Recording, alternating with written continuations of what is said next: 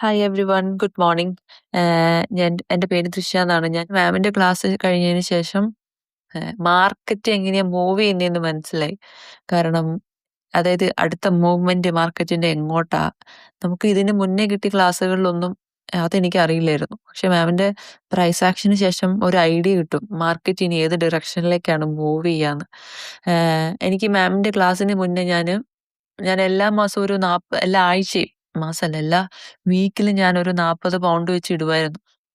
ഞാൻ ഇവിടെ യുകെയിലാണേ.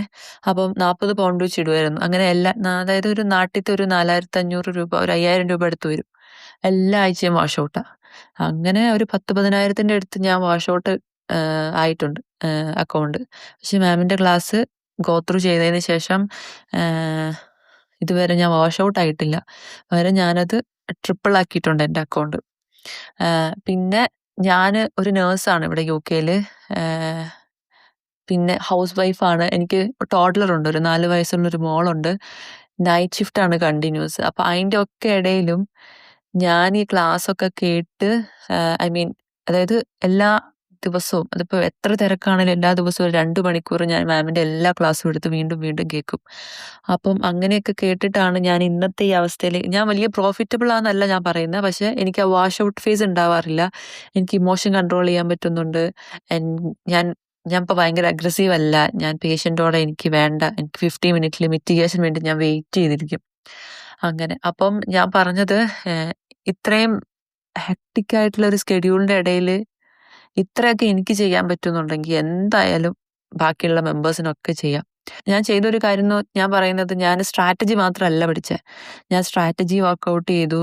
ഞാൻ എൻ്റെ ലൈഫ് സ്റ്റൈലേ മാറ്റി. സ്ലീപ്പ് റെഗുലേറ്റ് ചെയ്തു. ഈവൻ ദോ എനിക്ക് നൈറ്റ് ഷിഫ്റ്റ് ആണെങ്കിലും ഞാനൊരു കൃത്യം ഒരു 7, 8 മണിക്കൂർ ഞാൻ ഉറങ്ങും. എൻ ഇല്ലെങ്കിൽ ഭയങ്കര ബ്രെയിൻ ഫോഗാ. ഒന്നും മനസ്സിലാവില്ല മാർക്കറ്റിലേക്ക് നോക്കിയിട്ടുണ്ടെങ്കിൽ. ചാർട്ട് നോക്കിയിരിക്കണം. ഇരിക്കണ്ടാന്നല്ല ഞാൻ പറയുന്നത്. പക്ഷെ അതിന്റെ ഇടയിലും എല്ലാം ബാലൻസ് ചെയ്യണം. ഫാമിലി ടൈമ്, ഞാൻ ജിമ്മ് സ്റ്റാർട്ട് ചെയ്തു. ഇതൊക്കെ നമ്മള് അതിലേക്ക് ഇറങ്ങാൻ വേണ്ടിയിട്ട് മനസ്സിലായോ? നമ്മള് നമ്മളെ തന്നെ റെഡിയാക്കിക്കൊണ്ട് ഇങ്ങനെ വരാണ്. അങ്ങനെ കുറെ ട്രൈ ചെയ്തിട്ടാണ് ഒരു വാഷ് ഔട്ട് എന്നുള്ള സ്റ്റേജിൽ നിന്ന് ഞാൻ മാറിയത്.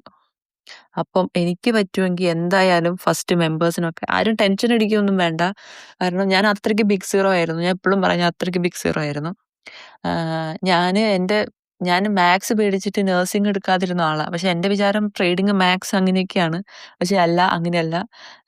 ഇത് എല്ലാവർക്കും പറ്റുന്ന ഒരു പരിപാടിയാ. നമ്മുടെ മൈൻഡ് സെറ്റാണ് മാറ്റേണ്ടത്. ഞാൻ ഞാൻ ആദ്യം വിചാരിച്ചുകൊണ്ടിരുന്ന ട്രേഡിംഗ് എന്തോ വലിയ സംഭവമാന്നാ.